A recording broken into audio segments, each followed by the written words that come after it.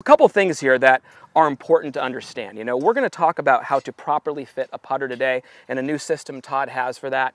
Todd helped me understand that through having a proper setup, I then need to be fit into the proper length putter. Yeah. And a lot of times I see people with the putter they buy off the shelves, adjusting loft and lie angle and doing things like that. We never had to do that. Todd just cut the putter to the length he needed it. Everything else fell into place. A good setup would be simply eyes over the ball, Yep. hands under the shoulders, right?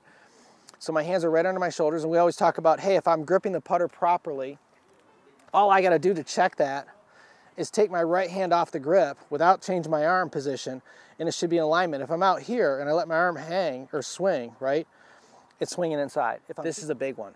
Hips over the heels. So I spent some time with Joe Duran on this. So players, a lot of times you see players, they crowd the ball in. And here's a cool thing with the golf swing, short game putting.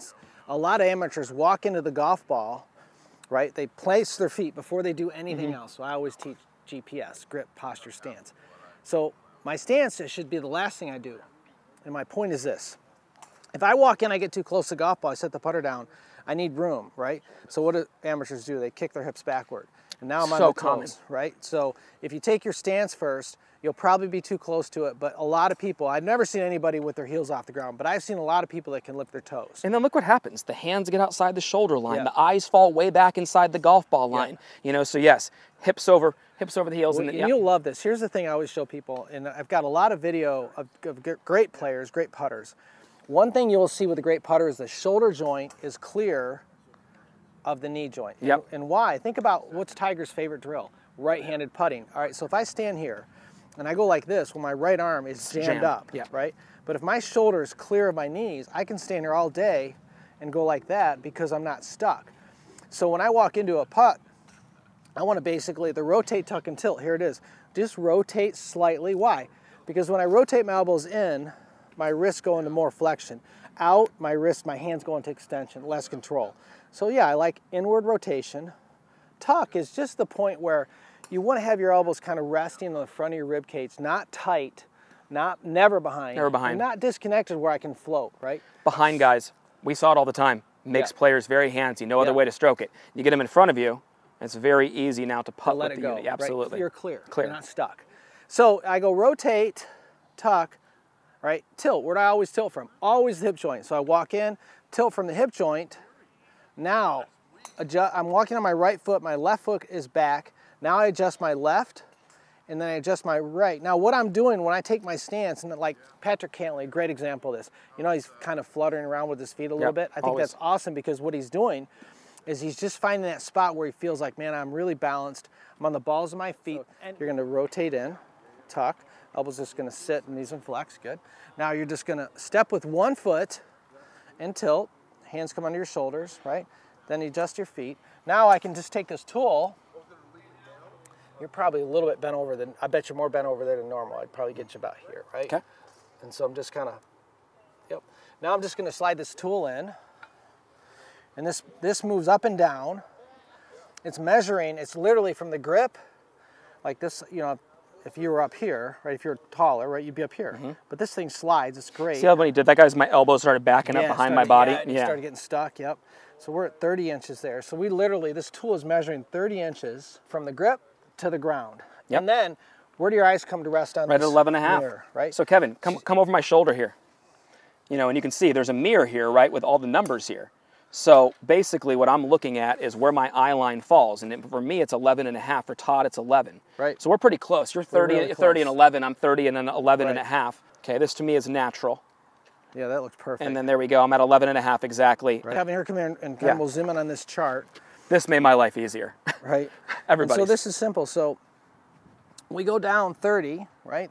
That's the vertical, right? And then we go over to 11.5. Boom. And there's Adam's shaft should be cut at 32.25. And that's the length of his putter. And now let's talk a little bit about weights. Yeah. Right? Oh, that's big. This is real big. Because here's the thing. Yeah. You know, when I sat down with the people at Never Compromise and we talked about it, I said, look, if you're going to have a fitting system, you can't just do length because people could take their existing putter and cut it down or grip down on it. Why would that work? Well, look how cool this is, guys. Bring it in here real quick. We talk about swing weight. And swing weight, what is that? If you just swing the grip of a putter, of a golf club, and you go, well, there's no weight, right? Well, swing weight is the weight of the club as it swings. Now think about putting. I mean, how important it is that I can feel the weight of the putter as it swings back and forth for my speed control and my cadence. And just feeling the face, Right. just having any control. So if I put a club on a swing weight scale, the fulcrum is 14 inches past the end of the club. Well, if I cut this end down, right, for every inch you cut it down, you lose 6 swing weights. Think about it, it's literally going like this, right? So the longer the putter, the lighter the putter head. The shorter the putter, the heavier the putter. And I put more weight on this side. So the cool thing about Never Compromise, we'll take this cellophane off in a minute, but it has holes here, right? And so the holes we can put the weights in with a regular, driver tool, whatever that you would use. We'll put the weights in, so we'll not only get the right length, but we'll get the right weights. Now you've got a putter that lets you set up, that's balanced, the right length, and this was cool, and high quality. The putter's just raw right here. He's gonna cut this to what we found there, and then he's gonna put the weight in accordingly to what my length is. It's pretty awesome. And then we're done. All right. Okay, so we do have to choose a grip. We have 3 different grips, and here's something that is important when you talk about the weight of a putter. Okay, we go back to the swing weight scale. And people don't pay attention to this, but there are all these grips in the market. There's 100 putter grips in the market. You got to pay attention to the gram weight of the grip because the fulcrum is right here. Well, if I put a bunch of weight on this side, what happens to this side? Now it becomes lighter. So what's cool, when I sat down with him, I said, can you make different grips? There's 3 different grips. There's the small one, and this had to be a rubber compound, then the biggest one, and then there's a middle-sized one. They're all around 72 grams. Who thinks about that, by the way?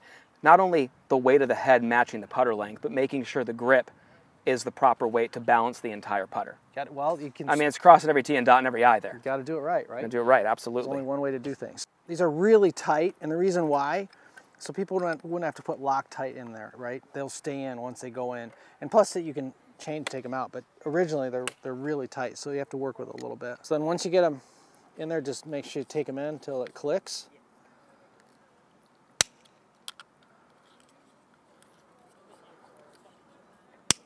Now let's go over here and putt with this a little bit. Actually, yeah, we got a couple balls in the bag. Oh, it looks so good. Start up here. Do the, yep. Perfect. Good.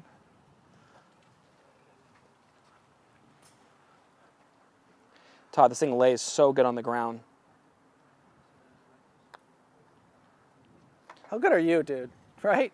First one, that was not less. Hey, let's go. I told Kev, we're doing this first one here. There's 5 different models.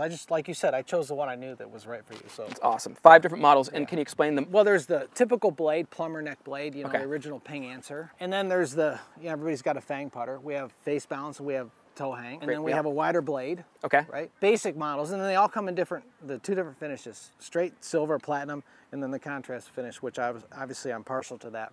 I think that's going to help a lot. The big thing is we love this game. We want you to play your best. Putting is a huge part of your score. 40% of it, okay? So with that being said, let's make sure we're doing it right. So what we want more than anything is for everybody to check their putter length, get fit, get the right head weight. Now, there's not too many putters out there that are doing that. And this happens to be a system, thanks to Never Compromise and Todd, that they came together and made that possible. And I just got a putter fit to me in 5 minutes.